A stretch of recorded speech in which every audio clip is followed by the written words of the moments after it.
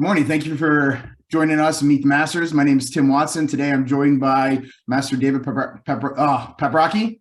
Yes, sir. There you go. Okay. You got it. Thank you, sir. Welcome. Thank you, sir. Thanks for having me. Absolutely. We're almost at the end of the year. So like 2022, what's been going on for you in 2022? Just a few things happen, right? Oh, geez. Right. 2022. It was my second year. Well, it was my first master's clinic, but it was my second year as a candidate because 2021, my first year was still a COVID year where we had a lot of Zoom training and stuff like that. So it was my first master's clinic this year, which was, a magical experience as a candidate. Master UTech did an amazing job with all the candidates, and it was just a great experience overall. And then I had my promotion in April. So that was, a good time as well to, celebrate that with, the regional family. Getting to have them see the promotion was good. And then I did start a new job at the end of 2021. So this has been my first year at this new job. So it's been a pretty eventful year, but a pretty good year in that as well. Awesome. Outside of the martial arts, what do you do? Right. So I am an electrical engineer, and I work for Shure Incorporated. Okay. And so that's the company that, makes the podcast mic I'm using right now to record this. So I work on how the mics are tested in the factory before they head out. Okay. To customers. So automated test. Gotcha. Mm-hmm. I got a chance to meet you at Worlds as well.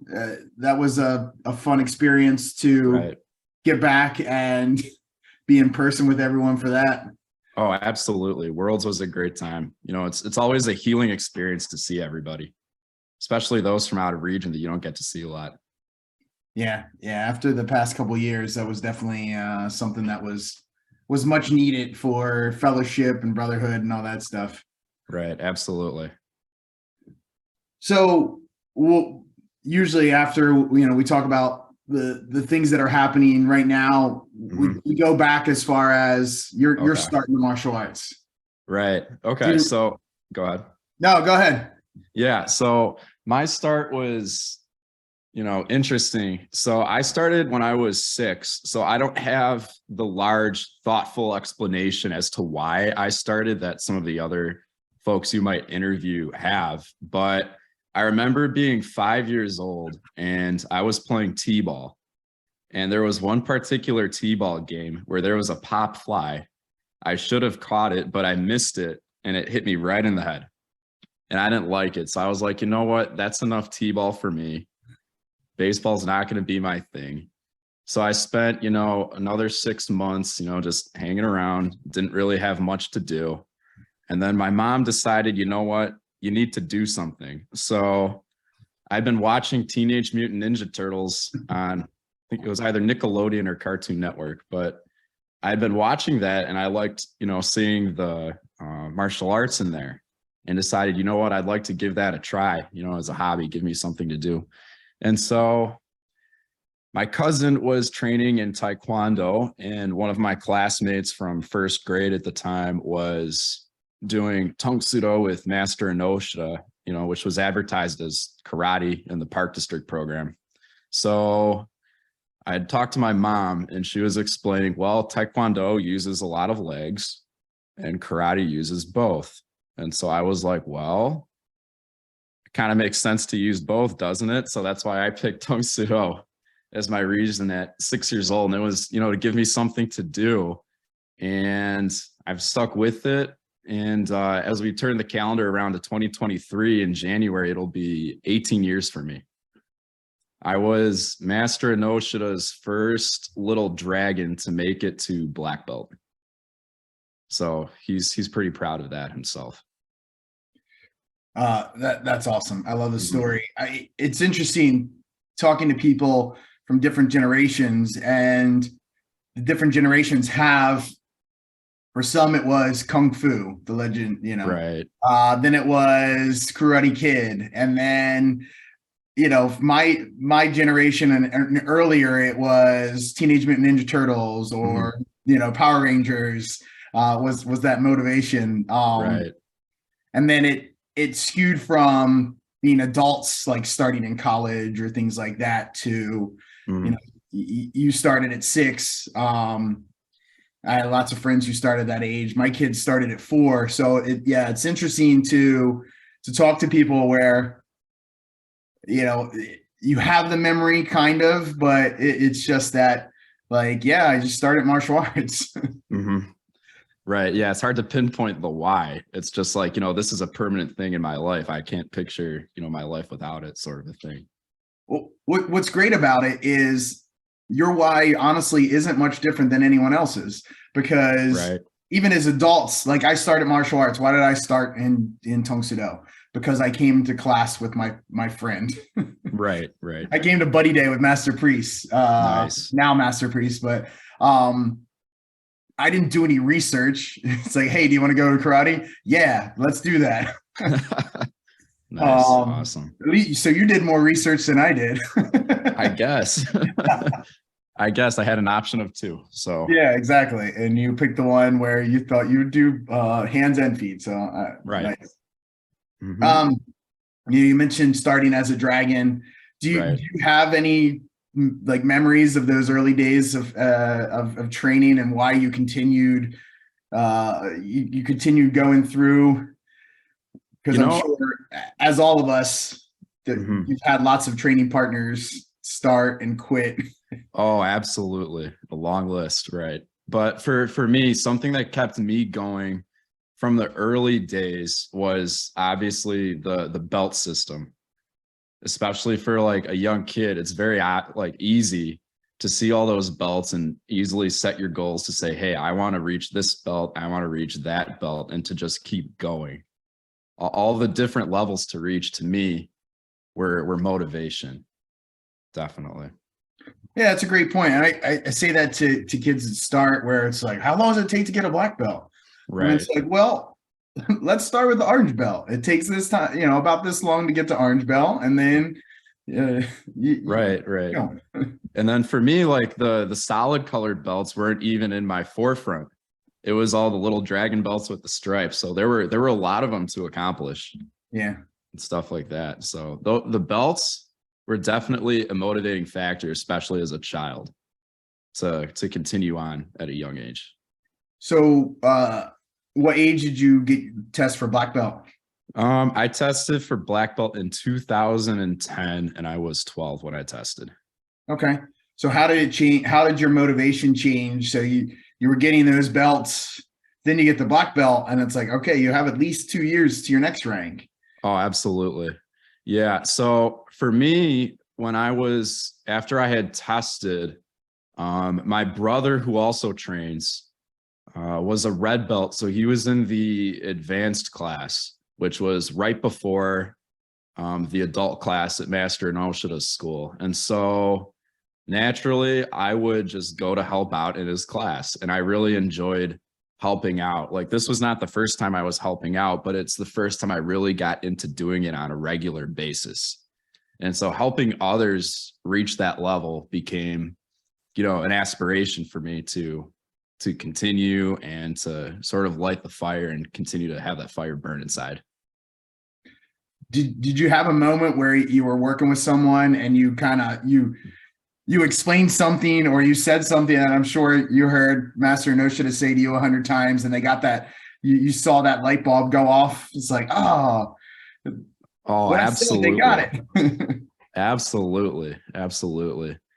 I particularly remember there was one student that I would help out, and this was in a more junior level class, but this particular student was deaf. However, he had, you know, cochlear implants and could read lips. So being able to help him understand how to do the forms was, you know, a really rewarding thing for me to see, you know, as an instructor, to help people out like that to, you know, reach their goals and such. That's great. And it's, you know, it's helpful that what we do is physical. Like, obviously talking is important, but being able to communicate physically as well, that's a big part of what we do. So that's awesome. Absolutely. You mentioned your brother. Does he still train? He does. He does still train. He is a Samdan right now, and he helps me out at my studio, Fighting Hawk Tung Sudo, which is in downtown Chicago, and it's at a university, Illinois Institute of Technology. Okay, we can jump to that. How did that get started? Oh, absolutely. So that got started in 2016. So it'll be our 7th year running it. In my senior year, I remember a regional event where my friend Anna Yuvan was also going to be starting a club where she was going to college. And so because her club would have been inside of that 15-mile radius of other studios, she was walking around and collecting signatures at a regional event. And so I saw that, and it immediately put, the seed in my head of, okay, this is something I can do. I can do this too. So in seeing that, I decided, I'd go to my freshman orientation, and then I would reach out and talk to all the necessary people to try and, start the club.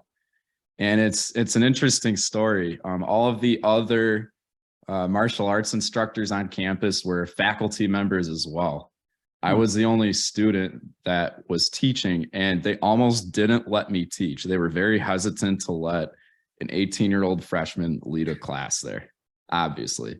But what did it for them is Master Inoshita always said, if you want to start something and you need it, he can extend his liability insurance for a certain amount of time just to get you off the ground and running. So the magic words I had to tell the person, in recreational sports at Illinois Tech was, I have liability insurance. And once I said that, they were like, okay, sounds good. How many days do you want to teach? And so we started that club. And originally we could only teach 1 day a week, which solidified the fact that we were going to train for 2 hours. So we had 2-hour classes initially, and we still do have 2-hour classes. But it was a necessity because we had it only 1 day a week. And it was a small group early on. And eventually, my brother, helps me out a great deal. There's other black belts from Master Inoshita's school that have transferred over that help out a great deal. And there was another guy who is not a black belt in World Tung Sudo, is a black belt in a different organization, but he's a very humble person.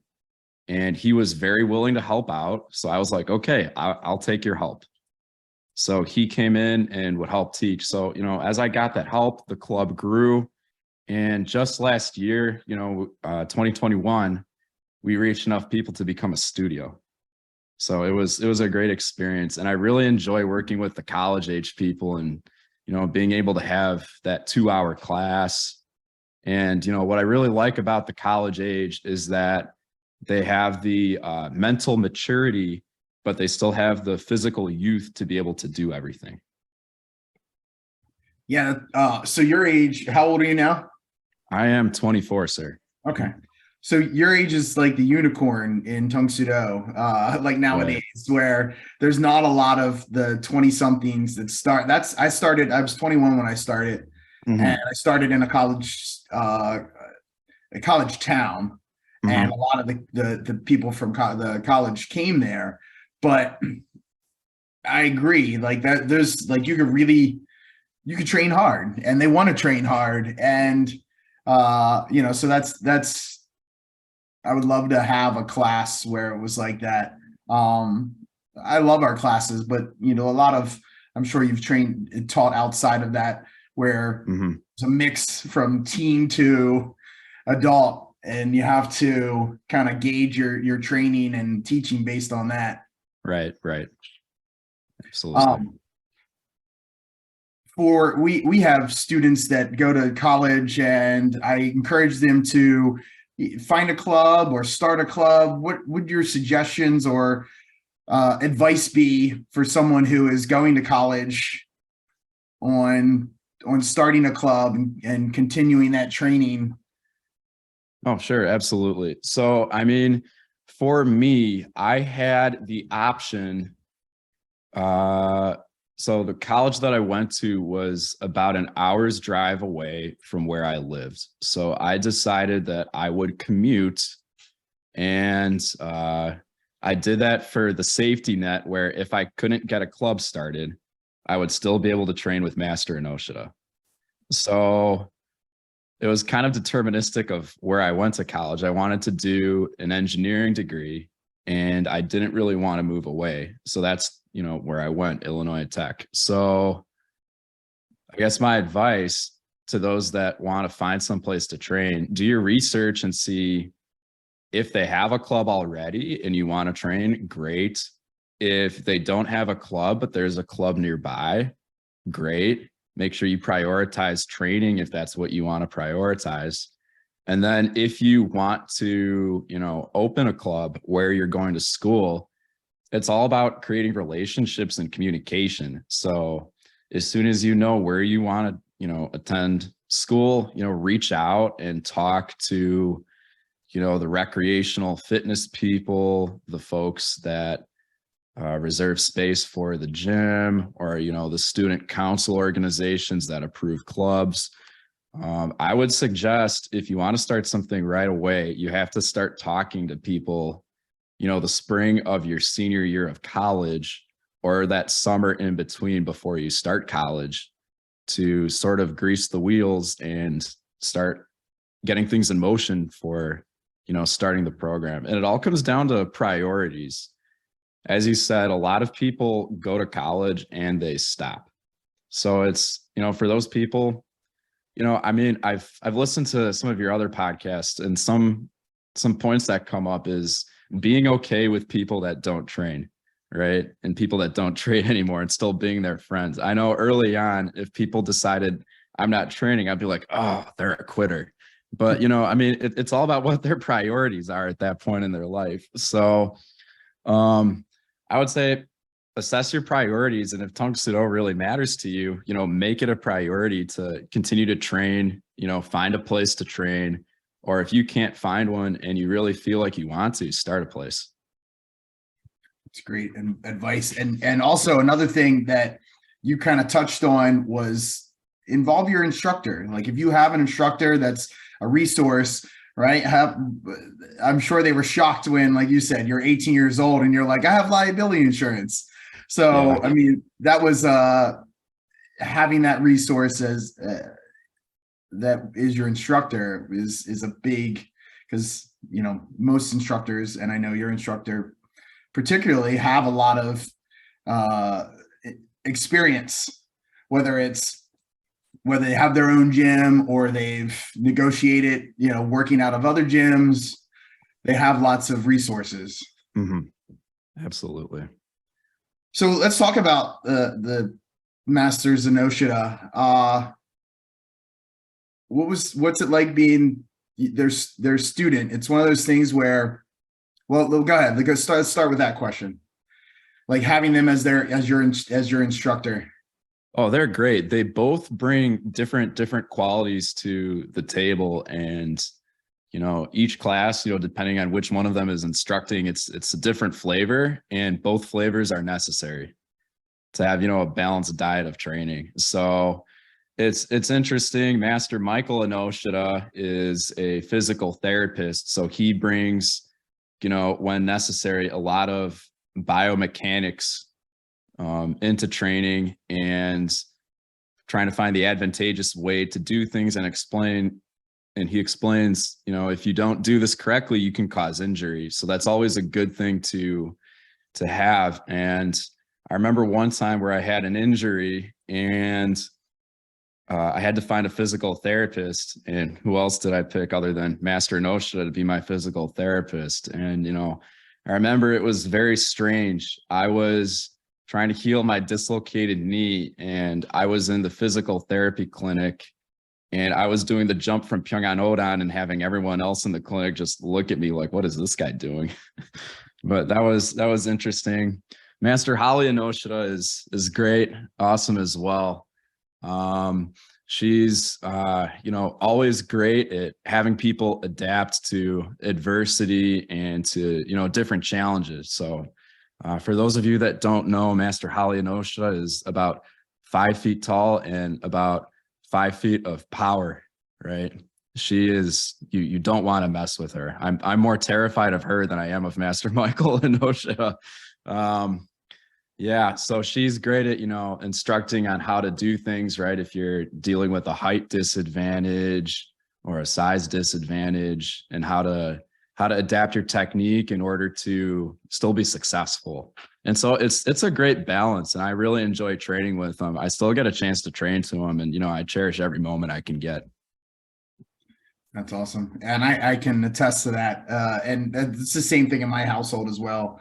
Everyone's more scared of my wife than me. So that's usually how it goes when you're always at a size disadvantage. You have to figure out how to be a little more tenacious.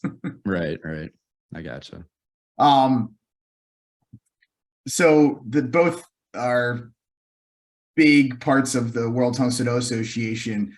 When did you realize, like, I don't know if legend is, I would say that they're both legendary. Master Michael Inoshita has kind of a legendary persona to people outside of, your bubble. Absolutely. Do you remember, like, when you realized, like, people coming up to you, it's like, oh, Master I's your instructor? I can't believe that. He's so awesome. Right. There was, so on Master I's logo that he has on the back, of our dough box, it has his name written in Japanese and then Tung Soo written in Hanja, which would be, Chinese, Korean, or Japanese, depending on how you read it. But it says Inoshita Tung Soo. But, people would see your dobak and they'd say, oh, you have the wave on your uniform. You must be a Master Inoshita student. Or they read his name on the back of your uniform and they'd say, oh, you're a Master Inoshita student. What really contributed him, in my mind, to being, a legend when I first realized that is talking to one of his kids at a world event. And, we were at a restaurant, having a meal. And one of his kids was like, oh, I'm so stressed out. When we walk in the hotel, everyone's like, oh, Master I. And they all go to crowd everyone. And he was like, you know what? That's awesome that they get to be these legends, but it's kind of draining on me. And I'm like, you know what? When I think about it, yes, Master I is a legend. And, I could picture that right now. He knows how to build relationships in a very positive way and influence a lot of people. That's for sure. He's one of those guys that's, when you first meet him, could be quiet, and then same thing with Holly, and then you see them do stuff, and it's just like, oh, okay, now I see where I get it now. Absolutely. Yeah, it's not, so one of the things that I've always strived to do, and I know that from working with them is they practice what they preach. Like, if they train hard and they expect a lot from their students, and then they expect a lot from themselves as well. Did any of that kind of rub off on you? Oh, definitely. Yes, sir. So whenever I'm teaching, especially with the college group, I make sure that I can, practice what I preach, do what I'm asking everyone else to do, and at, the high level that I need to do it at. So yeah, that definitely rubbed off on me. And, there's times where if you're trying to motivate, and especially a kids class, if you're trying to motivate them, sometimes I find the best thing to do is to just get in line with them and start doing the drill with them. And then for me, like, whenever I get in line, when I'm assisting at, their kids classes, if I get in line and I, start training with them in that class to set that example, it really brings up everyone around them. It's contagious in a good way. Oh, that's awesome. I love that. I might have to, well, when I'm a little happier, either that or make my assistants. It's like, all right, you're in line. Let's go. Right. Because you're right. There's nothing like a little motivation. It's like, oh, wow. It's like, if he can do it, I can do it. And I feel like for you have that, from training from a young age, you feel that that's an advantage because you've went through all of those phases of adjusting from growing and things like that. Do you feel like that's an advantage for you as an instructor? Definitely. More than a couple times I had to adjust to, growth spurts. But what that really does is it makes you think about the mechanics of what you're doing and how you're doing it, for sure. And that aided in my ability to, really break things down to explain the technique, because adjusting to all those growth spurts, I had to, determine, okay, it wasn't just a flexibility thing, regaining my flexibility. It was understanding how my body was moving and how, okay, I need to do this with my knee. I need to bring it over here at this point and then execute my technique here. It was, breaking things down into steps that really helped me out to get out of those growth spurts and then really to explain it to my students. Yeah, I love that, because we say it all the time as instructors. It's like, trust your technique, focus on your technique. It doesn't matter how tall you are, how flexible you are. If you don't have the right technique, it doesn't look right and you can hurt yourself. So I support that. That's awesome. Right. You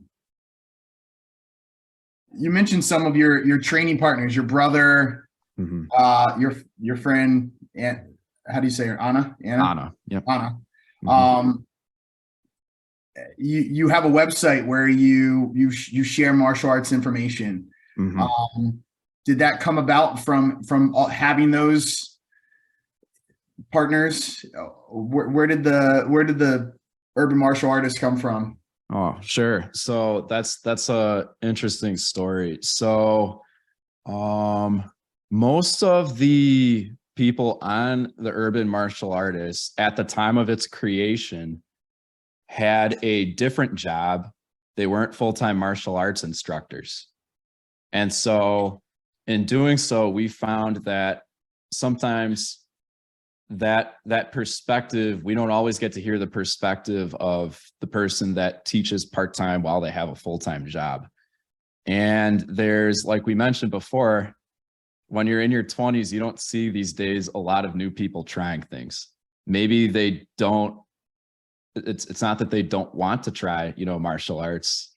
Maybe they're just not informed. So we decided we're going to put together this website and we're going to put together these articles that will take lessons learned from our martial arts, experiences and how they help us in our professional lives and how they can help, other people in their professional lives as well. And it also gave us, I didn't realize this early on, and I'm sure you didn't realize this when you started these, podcasts, that sure, it can be nerve-wracking when you're first publishing something for the first time, but, in making yourself vulnerable, it makes it easier for you to put yourself out there in other ways too. And so we've been doing this for about 2 years now. It'll be 2 years in March. And we've just added some more writers to the website. And if anything, it's good, mentally and spiritually for us to, think about these things, put them on paper and, share them with other people. And so, the short story of it is we got it started to sort of, publish, the perspective of someone that is not a full-time instructor. How many people contribute to the website? So it started off with 3. It was Anna, Anthony Hicks, one of my students, Anthony Hicks III. And we just added Mr. Yoshioda, who's a Sadan, and Rachel White was just added to the website recently in the past month. So we're at a total of 5 people right now. Okay. Mm-hmm. And what's cool about putting it out there is, I don't know if you've had this where someone will come up and is like, "Hey, I read your article on this, and it was awesome," and you're like, "Wow, that was a long time ago." Like, but I'm glad it's still out there. Right. Yeah, absolutely. The one thing that really, hit me is when there was one article, and in the comment, because, we advertise the articles on Facebook, in the comment section on Facebook, there was a comment left by, Master Muhammad Mabruk, one of my legends. And I was like, wow, this means a lot that he is reading this article. And so that was that was really cool. It was an honor to see, you know, people like that reading the articles and stuff like that. And even, you know, at the master's clinic and at Worlds, there were people that, you know, came up to me and they're like, "Oh, you're the guy with the website. You're one of the urban martial artists." And I was like, wow, you know, I didn't think we had, you know, a lot of people reading these. So I mean, it was cool to see. That's cool. And I agree with you on the Master Mobrook thing. He's one of my best friends, and he's an absolute legend. Yes. He's one of those guys as well. It's just like, even when I still get a chance to train with him. Yeah, it's cool. I had that. I was talking to Master Noreen Khan at Worlds, and one of the ladies, Master Bernardi's wife, came up to me. She's like, "You're the Zoom master." And I was like, "Oh man, that's cool." And then even when I came up and introduced myself to you, you're like, "Yeah, I've listened to lots of your interviews," and it's still cool to have people. Even like when we did it live, it was the same thing. It's like, "Oh my gosh, Master Javid just commented," or Master Khan, or right. It's still blows my mind. So I'm with you on those. It's like, wow, you really listen to that? Cool. Yeah, that's things like that is what motivated me to continue to do the interviews, to see the response. And it sounds like it's the same thing with your website as well. Yeah. It's a good time. And if anything, it's a good reflection for us to just, you know, put our thoughts on paper and to write. Yeah, absolutely. I tell that to people all the time, like, go home and write it down. Even if you never look at it again, just the act of writing it down will help you remember whatever it was we worked on. Right. Absolutely. Do you have a favorite, or do you have a suggestion on a article that someone watching this should go read? Yeah. So one article that gets a lot of callbacks in future articles, and has a lot of reads itself. And it was one of the first articles that I wrote. So it was, you know, a fresh article. Sometimes you get in a rut when you're writing and some of the stuff you write isn't as good, but this was one of the first articles that I wrote, and it's on imposter syndrome and how to combat imposter syndrome, and how, you know, we hear about in, you know, Tang Soo Do and a lot of other martial arts, the importance of keeping your ego in check. And in this article, I mentioned that, yes, it's important to not be arrogant, not to be stuck up, but there's the opposite ego problem of where you don't believe you can do it. And so basically this article, I write about how you can combat that other side of the spectrum ego problem of having, you know, lack of confidence, disbelief in yourself, and how to combat that and to move forward and be able to do what you want to accomplish. It's great. I'll have to read. Actually, I think I did read that, because I like that. And I think it's not just in the martial arts, but just in life in general. Sometimes you get that. It's like, you know, me, like, I'm this, you listening to me. As far as for me, the imposter syndrome motivates me to train harder, right? Because I never want to be that guy where someone comes and it's like, oh, I thought they were better than that. Right. Exactly. Not that that's everything, but, you know, if you're a martial artist, you should take pride in you don't have to kick the highest or anything like that. But like you said, with like Master Holly, when you see her train, it's like, oh, you kind of, it's like, all right, I see it. And if you get hit by her, or taken down by her, like, you feel it. And absolutely. So that, you know, for me, that's how I think of that idea. You never want to be that person who, no one's for everyone, but you don't want to be that person like, oh, I thought they were better. Right. Absolutely. At least for me. Do you have a particular part of martial arts training that you would say that's your favorite? Yeah, my favorite is easily forms. I like forms a lot. There's different ways to train them and different reasons you can train them. And you could do it for the application. You could do it just to get a cardio workout. You could do it to work on the different energies you're applying to each technique of the form. Just having all of that, availability, it's really difficult to get bored even with Segi Young Ilbu, right? If you're thinking of everything from all those different perspectives, there's always a lot to work on. And the part that I really like that was, brought out by COVID is that you can do forms by yourself and you don't need anybody else to do them. You're simply working on yourself doing your forms. And so for that reason, I like it. You could do forms whenever, wherever. It's a very accessible part of Tung Sudo that I really, really enjoy. And there's always something to work on with it. And it doesn't matter where you are, you can basically find an opportunity to work on forms. That's awesome. You mentioned being virtual for your first year, going through the master's process. Mm-hmm. My friend Louis Donahue was in that year as well, and he talked about the long training sessions you guys had. Yes. So, can you talk about that a little bit and its motivation? Sometimes it's hard when you're by yourself, but if you just have someone yelling at you through the screen, it can be helpful.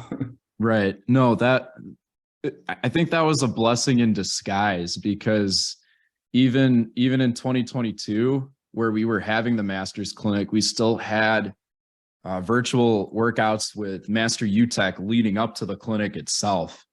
Master UTech and all the other guest masters he brought into that program.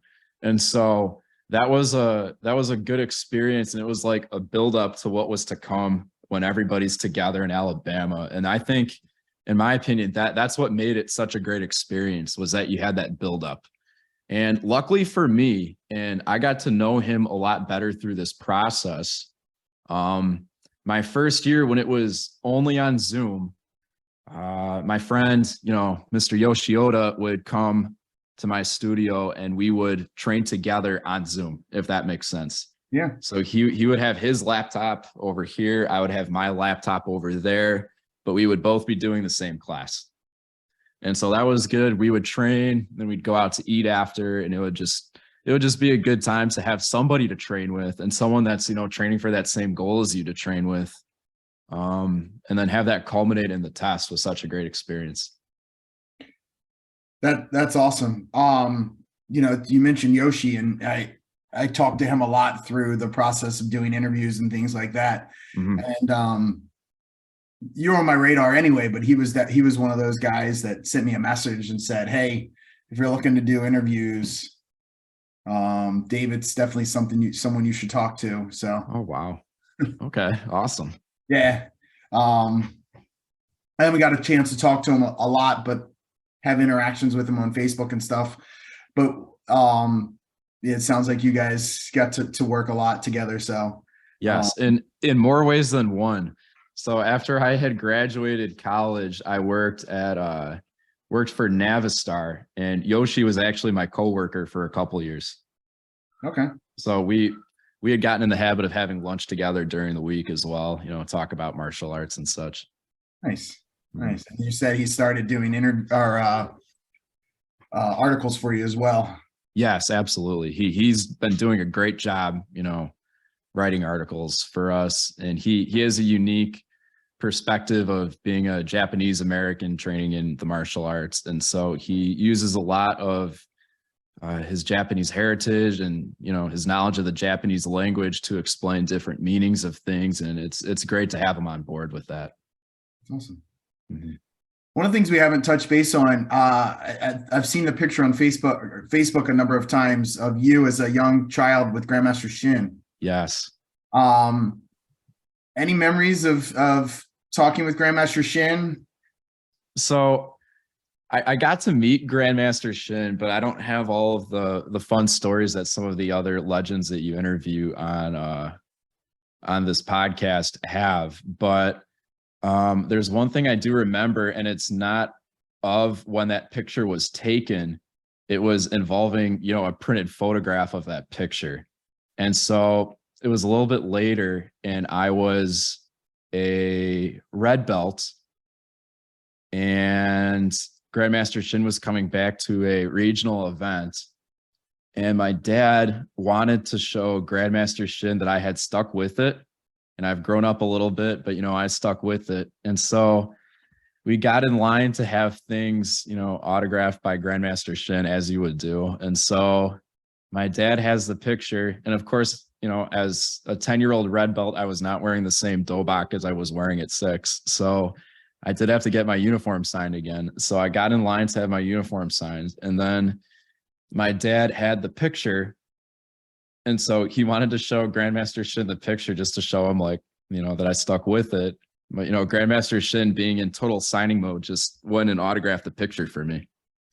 So that was cool. And then the other thing that did stick in my mind was the next year I was a Chodanbo and I wanted to have my belt signed. I already had my uniform signed, but I saw people with, their belts signed. I was like, you know what? That looks cool. However, it's kind of goofy having a black marker signature on a dark blue belt. So I made a point to go out and buy a silver Sharpie. And at that point, I was busy all day, scorekeeping the GUP divisions and such, that I didn't really have an opportunity. But he was on his way out and out the door, and Master Brace was, his security for that event. And they had to get ready for the dinner in the evening, but Grandmaster Shin made a point. He stopped and he signed my belt, and that, meant a lot to me. That's awesome. I love those types of stories, and saw that many times where, and not just Grandmaster Shin, but now, it's Grandmaster Bodwin and Grandmaster Strong. Mm-hmm. We'll take that opportunity to sign for kids or just say hi, take a picture. Mm-hmm. I do have a good memory of Grandmaster Bodwin. Okay. So at World Championships in 2010, Elmhurst Tung Sudo for Creativity, our creativity skit was based on the Karate Kid. And so I was Mr. Miyagi for that creativity division. And so as such, I took, gray spray paint and I, dyed my hair gray for this costume. And so at the end of creativity, he was Master Bodwin at the time, the day before he was promoted. He came up to me and giving out the banners that everyone gets for the creativity competition. He saw my hair, he touched my head, he was like, you know what, I could use some of that. So that was a funny story that always stuck in my mind of Grandmaster Bodwin. I feel like he was so good at those little interactions. Yes, absolutely. Because I have a similar one where he tied on my master's belt, and one of my friends started screaming like, yeah, woo! And he just kind of patted me on the cheek and was like, oh, it sounds like you got a few fans out there. Nice. And it's the same thing. It was just like, it was a small throwaway thing, but I'll always remember that little memory and that little smile he gave me. Mm-hmm. Mm-hmm. So you're a master now. Yes. How does that have you wrapped your head around that? What does that mean to you? First question. And then have you set goals for yourself now that you're a master? Mm-hmm. I mean, it means a lot to me, to be a master. And, considering that was my goal from the point of when I was, 6 years old, that's what I want to be. And so having that opportunity means a lot to me. And I guess, a lot of my goals, related to that, having my studio at a university, just due to the, amount of time that people are at a university, some folks don't make it to Chodan, and I have yet to have someone from that studio make it to Edon just by the amount of time that, you spend, at university doing an undergraduate, or if you're just there for grad school, even less time. And so my goal is to have a student continue to train to get their second dan, at the studio level. And then of course, find other ways to contribute now at the association level and the regional level to, contribute to make things better, to help improve things. And so, at Region 5, I've been helping with the judging certification. I've been helping organize training clinics, and it's very rewarding to be able to help out in that sort of way. Considering that those moments, especially with the training clinics, were, important to me as a GUP and a more junior Dan, coming up the ranks. And so to be able to help means a lot to me. And, of course, I want to do a good job in that. Nice. I was while you were talking, I was looking at some information. I'm sure you realize that you're one of the younger World Tung Sudo Association masters. How old were you when you got were you 24 when you got your belt? So my birthday is June 3rd. I was promoted in late April. So I was 23. Okay. And like 10 months, I would say. Gotcha. So you're like so I was just looking, Master Valentin. Of course. Is the youngest, followed by Master Dante Davis, who is 52 days older. Ah, gotcha. So you're right in that. Do you remember when, I don't know how it happens in your region, that you did Master Enoshida tell you that you were up? Did you just get an email as far as when you got notified that you were going to go through the process? Oh yeah, I'll always remember this. It was, there were a bunch of phone calls that I had gotten.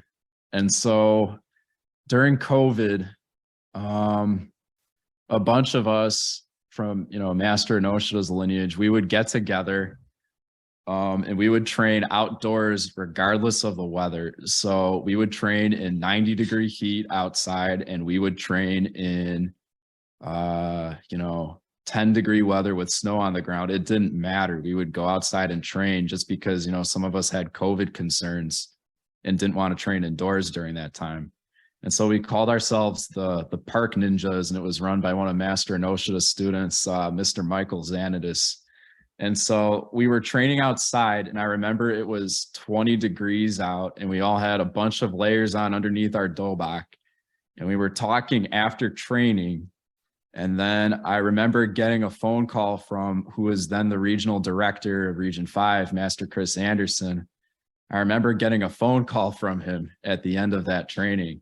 And he, was asking me some questions about, my training history, how my studio was doing, how many students I had, and stuff like that. It was kind of cryptic, but I kind of knew potentially what it might be about. And then the next day I get a phone call from Master Enoshida, and he starts asking me some questions and stuff like that.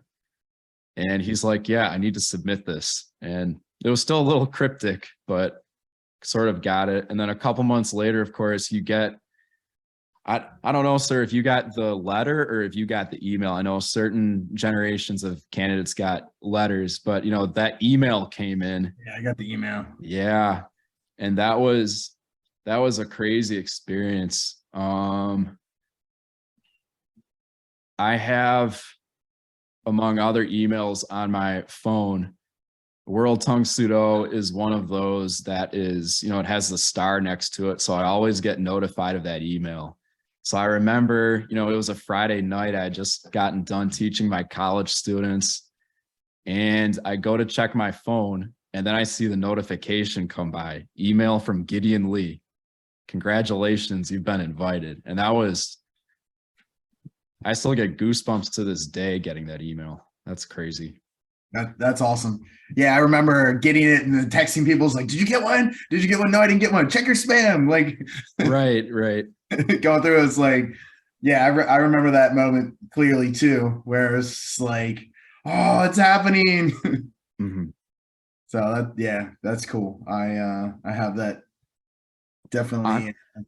Honestly, I would say getting that email to me brought on more excitement than the promotion. Just being able to be part of the process was cool. Yeah, absolutely. It's another step, right? You don't get full stories, but you get the stories and the whispers about how awesome the clinic is. And, you know that the instructors go every year. and you just want to be a part of it. Oh, absolutely. At least that's how I was. Mm-hmm. But yeah, I couldn't imagine. Like I said, I started at 21, so I can't imagine. In my head, at least, I can't imagine being ready. But again, I didn't start when I was 6 years old. So, Right. and it sounds like from talking to you, you're very analytical when it comes to your training, and Absolutely. you're what a lot of instructors hope in their students, right? It's one thing to tell someone, like I'm sure you've had, you tell someone, hey, you need to fix this, and you tell them, and then eventually they work it out.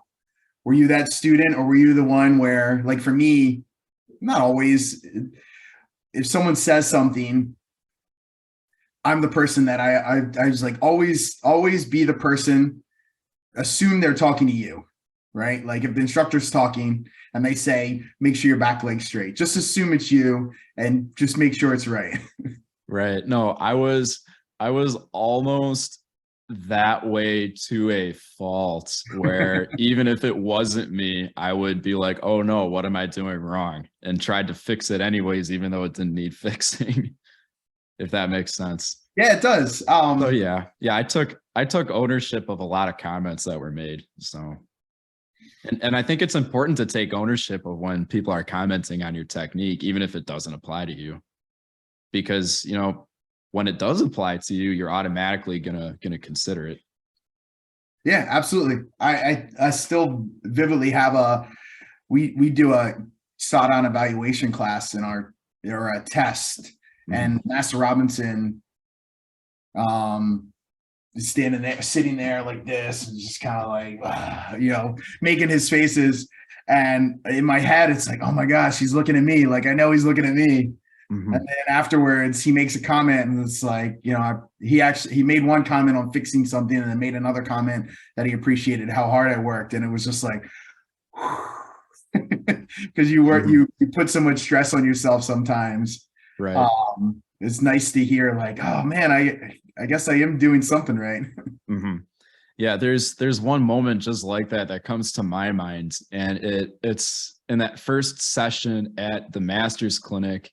At least the way it was for me, the candidates were all training with Master Purnell, and Master Purnell brings out the best in you. Like there's something about training with him. It brings in the intention of me to like, okay, I want to do my very best for this master. I don't want to disappoint him. I want to do a good job for him. And so, you know, everybody's a little nervous. And then I remember one time we were doing just Segiyoung Ilbu, and I did one of the punches, and he said, wow, look at that pop. That's a pop right there. And, you know, that meant a lot to me, that comment during that, you know, nervous time that a lot of people have at the master's clinic. Yeah. So I definitely understand what you were talking about when, you know, Master Robinson, you know, congratulated you on your hard work. Yeah. It's just sometimes you just need that where you're just like, oh, like you can take a deep breath, and like you're so tense, and it's just like, okay, all right, it's all right. We're just doing karate here. Yep, exactly. Trying to think if there's anything else. Is there anything we haven't covered so far that you want to touch base on before we start to wrap up? I guess there's a bunch of other instructors that I want to, I guess, acknowledge from my early days. So when I had first started training, you know, helping out Master Enoshida was Mr. John Robertson, who's, you know, known as Master Robertson in the Qigong world. And then there was also Master Allison Holbrook was assisting Master Enoshida at that time as well, since either she was in grad school or she was more actively a professor. I believe she's still a professor at the University of Illinois at Chicago. So she's actually in the area a couple nights a week, I believe. And then of course, Mr. Michael Zanidis always provided very good comments to me during training, especially one-on-one. So I give him a lot of credit. He always led a very physically demanding class. And I definitely always appreciated those classes. even though at the time it was like, okay, this is going to be a rough class. But, you know, in retrospect, I really appreciate all those classes that he provided. And then, you know, I have to give credit to Master Paul Helston, Master Sue Helston. They helped develop me as an instructor. So talk about prioritizing Tong Sudo. On Saturdays, I would assist them at True Balance Karate for 3 hours before hopping in the car for an hour to go teach 2 hours at my own, at that point, club. So I give them a lot of credit for helping develop me as an instructor, helping to guide me on how to improve my teaching skills, not just, you know, in demonstrating well, but in conveying it well to the students. So I give them a lot of credit for, you know, helping me out along the way as well. That's awesome. You know, it takes all of those. I'm sure anyone who's gotten to your point has those instructors around you for the most part. And, you know, it's great to hear all of the Region 5 crew supporting you. I've always had great interactions with all of those people. And then, you know, plenty of others outside of that, the Master Jansa, Master Tracy, and Master Wheeler, and all those guys as well. I always look forward to seeing the Region 5 crew. Yes, and we're very excited to be hosting the 2023 U.S. Nationals. So that'll be a great time. Yeah, that's exciting. I unfortunately will not be able to make it, which I'm pretty bummed out about, because Chicago is a place that I've wanted to visit forever. I've never visited, so I really get there. It's just it's not in the cards this year, or I guess 2023. Do you have any? Do you set goals in the beginning of the year for 2023? What's the goals for Fighting Hawk and your own training? Yeah, so my goals for Fighting Hawk, of course, you know, eventually, you know, I'm not a student at the university there anymore. So for me, develop the instructors that are currently there. You know, my brother is one, and then of course there's some other black belts came from Master Inoshida's school. Develop them to eventually take over that program. And then I guess another goal of mine is to sort of look for other opportunities to start a part-time program closer to where I live out in the suburbs. Okay. How far is the college from where you are now? It depends on the time of day and traffic. It could be 20 minutes or it could be an hour and a half. Wow. It's tough to say. Yeah. But yeah, looking for other opportunities. I'm also looking to buy a condo in 2023. So possibly starting a program closer to where that's going to be. Yeah. Awesome, man. Well, thank you for taking the time out to talk to me today. Remind people, so you had, like I said, you had the website. Give us the website address. Okay, so the website address is urbanmartialartist.com. Okay, and you're on Facebook as well with that too? Yes, sir. Awesome. Well, thanks again, David, for joining me, and thank you everyone for watching. Have a great day, sir. Tong Su. All right. Thank you, sir. Tong Su.